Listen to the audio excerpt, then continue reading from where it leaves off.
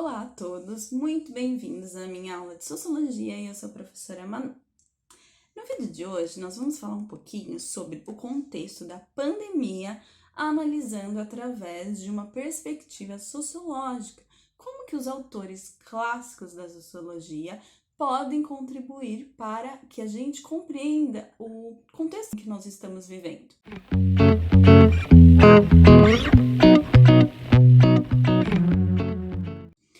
Pode ser muito bom, muito interessante para aquelas pessoas que querem prestar o Enem. Como que você pode citar alguns sociólogos dentro da sua redação? Como que você pode analisar através de uma ótica sociológica, através de uma teoria sociológica, né? Então a gente vai começar falando sobre o Émile Durkheim. Émile Durkheim foi um sociólogo francês que por muitos é visto como o precursor da sociologia. Por quê? Porque ele inaugura um método sociológico. Ele consegue analisar a sociedade através de um método científico, através de comprovação, através de dados, levantamento de informações, hipóteses. Ou seja, ele traz para a sociologia a característica de ciência. Por isso, ele é tão interessante e ele contribui tanto para a nossa análise do nosso mundo atual.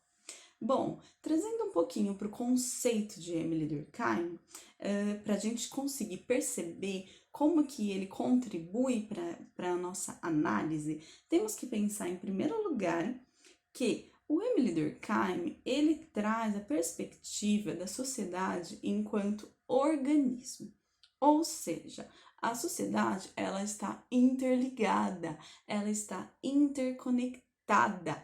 Todas as esferas sociais não estão isoladas, assim como um organismo. Se de repente meu cérebro para de funcionar, óbvio que todos os meus outros órgãos também são prejudicados. Se o meu pulmão para de funcionar, todos os meus outros órgãos também param. Todos os órgãos são dependentes uns dos outros.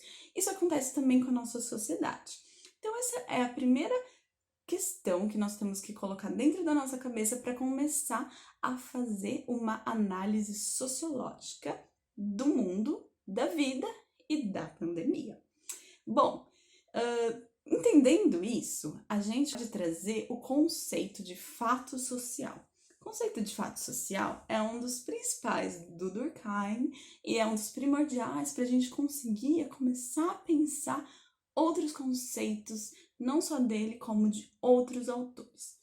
O fato social, para Durkheim, ele nada mais é do que instrumentos sociais e culturais que determinam a forma com que as pessoas pensam, a forma com que as pessoas agem, a forma com que as pessoas se comportam, tá? Então, são estruturas sociais e culturais que fazem com que você seja o que você é. E isso não está racionalizado, isso não é consciente. Embora todas as pessoas adquiram isso não está no plano da consciência. Você não pensa, bom, eu acho que eu vou agir dessa determinada forma. Não. O fato social, ele é tão imerso que você nem sequer percebe. Por isso que o Durkheim fala que a primeira característica do fato social é a generalidade, ou seja, todo mundo é vítima. Não existe ninguém que consegue ser extremamente imune ao fato social. Por quê? Porque o fato social, ele também é coercitivo. Essa é uma segunda característica do fato social. Coercitivo no sentido de que ele é imposto, tá? Ele é imposto por violência? Não necessariamente, mas ele é imposto de uma forma mais subjetiva, tá? Pensemos agora, por exemplo, a educação. A educação, ninguém em sã consciência numa sociedade pensa assim, eu não vou me educar, eu não vou educar meu filho, porque a educação ela não leva a nada, porque a escola não serve para nada. A gente nem sequer racionaliza essa questão. Por quê? Porque é um fato social. A educação já faz parte da sociedade, já faz parte da estrutura social. o casamento, até mesmo a forma com que nós morremos, o velório, né? Tudo isso são fatos sociais. Eles são frutos da forma com que a sociedade se comporta, da forma com que a sociedade se organiza. E isso varia de cultura para cultura, ok? Uma terceira característica do fato social é a exterioridade. O que seria a exterioridade de fato? A exterioridade diz respeito ao fato de que o fato social ele não está dentro de mim, ele não faz parte do meu interior. Eu adquiro a partir da socialização. Também falei sobre a socialização em um outro vídeo que vocês precisam conferir para entender um pouquinho como que funciona esse processo de socialização.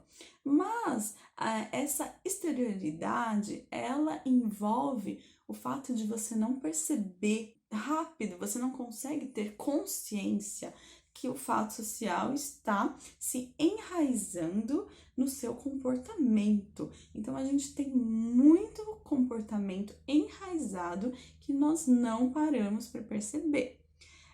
E os fatos sociais, eles também podem gerar fenômenos.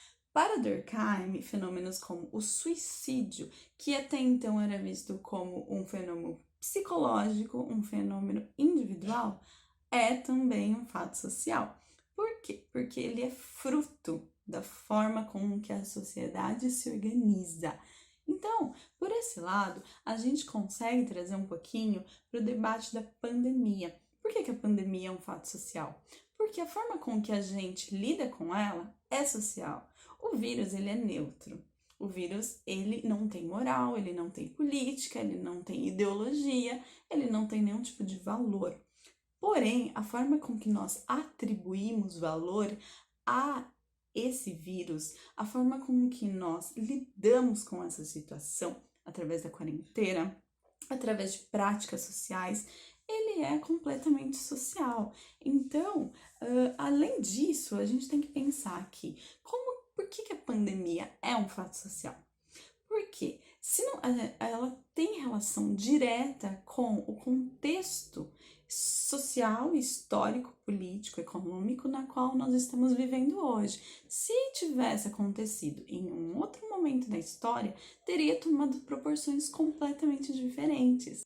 É um fato social nesse sentido, tá? Porque envolve a forma com que a sociedade se coloca em relação a isso. Cada país lida de uma forma, cada país lida de uma perspectiva, toma certas providências que têm relação com a sua cultura, com a sua forma de fazer política, com a sua forma de fazer economia. E isso afeta diretamente no nosso organismo social, no nosso tecido social, para usar os termos de Durkheim, tá? E aí, a gente também pode pensar um outro conceito do Durkheim, que é o conceito de anomia social, tá? Para Durkheim, a anomia social, ela é a ausência completa, é a desintegração de normas sociais, tá? Eu penso que nós podemos analisar esse contexto em que a gente está vivendo agora através de uma perspectiva que se aproxima bastante de uma anomia social. Por quê? Porque a anomia social, ela é como se fosse uma debilidade de laços. Ela é essa desintegração dos laços sociais que fazem o indivíduo estar conectado ao seu grupo, se identificar com o seu grupo, tomar certas iniciativas que beneficiam esse grupo. Então, na anomia social, essa conexão entre indivíduo e coletivo, entre indivíduo e sociedade, ela é totalmente prejudicada. Isso se dá por diversos fatores. Cada contexto é um fator, né? Pode ser uma crise econômica, pode ser um enfraquecimento de uma tradição, pode ser um enfraquecimento de uma questão, de uma religião. Então, no nosso caso, a gente pode trazer para a pandemia. A pandemia ela pode estar trazendo uma certa anomia social, no sentido de que as pessoas estão sem rumo. Elas estão em total medo, insegurança, elas não sabem que rumo tomar. E muitas vezes isso gera uma certa individualidade, uma certa desconexão entre o indivíduo e o grupo. Isso é extremamente prejudicial, porque nós temos que entender que a sociedade, ela é um coletivo. Essa é uma outra questão que o Durkheim traz de forma bastante importante e que pode contribuir.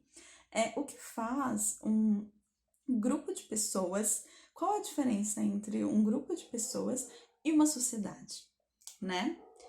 Qual é o rumo que uma sociedade pode ter se ela não entrar em consenso, tá? Se aquele organismo social estiver enfraquecido, com os seus laços prejudicados, com os seus laços comprometidos, como fazer com que as pessoas se integrem e se identifiquem com o grupo, evitando uma anomia social? Então, são questões extremamente importantes que o Durkheim já estava muito preocupado na época e que nós podemos trazer para a nossa reflexão, para entender o que das ações sociais é determinado pela coletividade. O que é nosso e o que é do grupo? Como nós podemos contribuir para a harmonia do grupo? Como nós afetamos essa conexão? Como nós afetamos a forma com que a sociedade se desenvolve, tá? Então, foram algumas das contribuições que eu trouxe para vocês para a gente pensar a nossa sociedade hoje. Espero que tenham gostado. Um beijo!